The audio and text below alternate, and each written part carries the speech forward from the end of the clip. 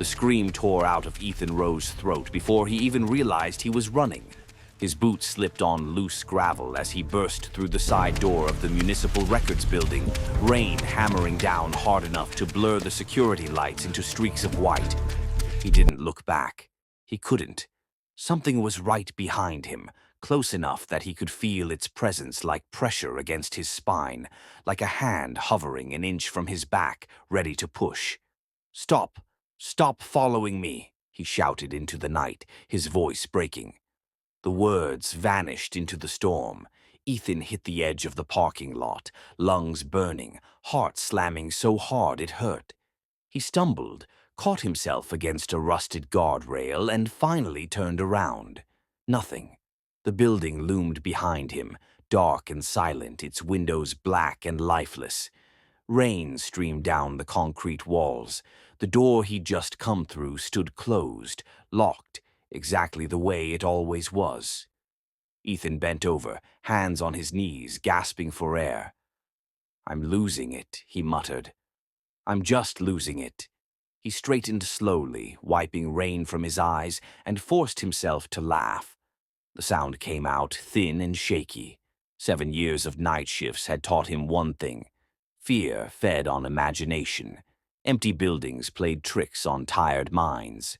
He walked back to the door, each step heavier than the last, and swiped his access card.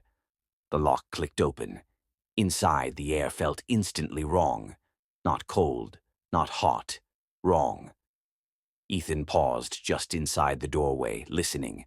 The building was quiet, but it wasn't the peaceful quiet of an empty place. It was the kind of quiet that felt like it was holding its breath. He shook his head and closed the door behind him. "Get it together," he said aloud. "You're fine." The security office was down the hall to the left. As he walked, his footsteps echoed a fraction of a second too late, like the sound was lagging behind him. He slowed. The echo slowed. His stomach tightened. "No," he whispered. "No, no, no." He stopped completely. So did the echo. Ethan stood frozen for a full 10 seconds before forcing himself to move again. This time he walked faster, almost jogging, until he reached the office and slammed the door shut behind him. The familiar glow of the monitors greeted him. 6 camera feeds, 6 empty sections of the building. The timestamp read 1:58 a.m. Ethan dropped into his chair and rubbed his face with both hands.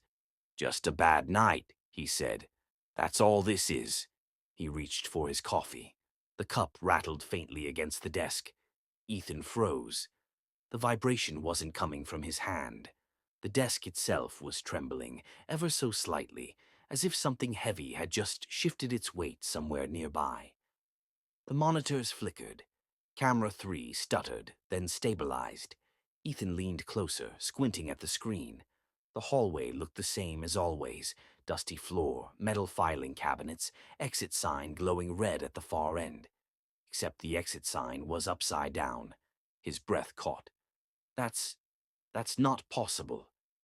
The feed flickered again. The exit sign snapped back into place. Ethan pushed his chair back slowly, every instinct screaming at him to leave, to run, to never come back. He grabbed his radio and pressed the button. "Control," he said. "This is Rowe. I'm getting visual anomalies on multiple feeds." Static answered. He frowned and tapped the radio. "Control, do you copy?" A low sound came through the speaker. Breathing. Slow, steady, intimate. Ethan stared at the radio, his skin prickling. "Who is this?" he demanded. The breathing stopped. Then his own voice came through, distorted and hollow. "You already know." Ethan dropped the radio as if it had burned him. It clattered to the floor, skidding under the desk. "Nope," he said, standing abruptly. "Absolutely not." He backed toward the door, eyes darting to the monitors. All 6 feeds were now showing the same thing. The security office. From behind him. Ethan turned slowly. The room was empty. But the camera angle was wrong. It was too low, too close, as if whoever, or whatever, was filming was standing right behind his chair. The audio crackled. A chair scraped softly across concrete. Ethan spun back to the monitors. On screen, the chair slid backward on its own. Something sat down. At first, it was only a distortion, like heat shimmering above asphalt.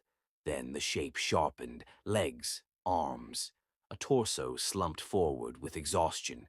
It wore his uniform. Ethan staggered back, hitting the door with a dull thud. "That's not me," he whispered. "That's not me." The figure leaned back in the chair and crossed its legs the exact way Ethan always did. Then it lifted its head. There were no eyes, no mouth, just a smooth, shifting darkness where a face should have been. The figure spoke anyway. "You ran," it said in Ethan's voice. "You always run first." Ethan's hand fumbled for the door handle. "What do you want?" "What do you want?" he shouted. The figure tilted its head. "To finish the shift." The lights went out. Darkness swallowed the office, thick and absolute. Ethan screamed again, this time in pure terror, and yanked the door open, bolting into the hallway. The building no longer looked the same. The walls stretched farther than they should have. Doors repeated themselves, identical and endless. The exit sign at the far end flickered, its arrow pointing in every direction at once. Ethan ran. His footsteps echoed, multiplied, until it sounded like dozens of people running alongside him. He covered his ears, but the sound came from inside his skull. "Stop!" he screamed. "Please, just stop!" A hand closed around his wrist, ice cold, unyielding. Ethan was yanked backward, slamming into something solid. He twisted, swinging blindly, his fist passing straight through empty air. The hand tightened. A voice whispered directly into his ear. "If you leave," it said, "I stay." Ethan's heart slammed painfully against his ribs. "What does that mean?" he gasped. The grip loosened. He fell forward, sprawling onto the floor. When he scrambled to his feet and looked back, the hallway was empty again. Normal. Silent. The exit sign glowed steadily. Ethan didn't hesitate. He ran. When police arrived later that night, they found the building sealed from the inside. No broken locks, no forced exits. Ethan's car was still in the parking lot, keys inside. In the security office, the monitors were still running. The chair was empty. The footage told a different story.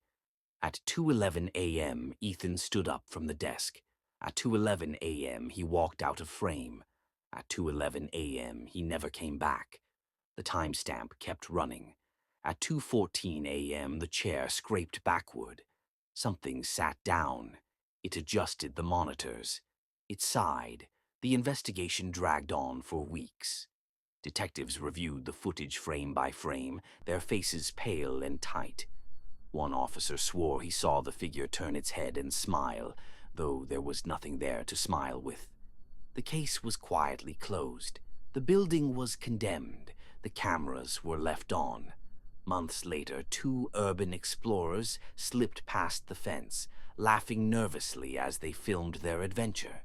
They joked about ghosts, about cursed buildings, about how nothing ever really happened in places like this. They found Ethan's backpack near the security office. Inside was his recorder. They played it. At first, it was just routine logs, time stamps, notes about flickering lights. Then his voice changed. "I keep hearing footsteps," Ethan said on the recording, breath shaky. "They stop when I stop." There was a long pause. Then, very softly, another voice spoke. "You hear them too?" The explorers looked at each other, smiles fading. The recorder continued. "If anyone finds this," Ethan said, voice barely holding together, "don't stay. Don't take the job. Don't sit in the chair." A scrape echoed through the empty office. The explorers ran. The recorder fell to the floor, still recording.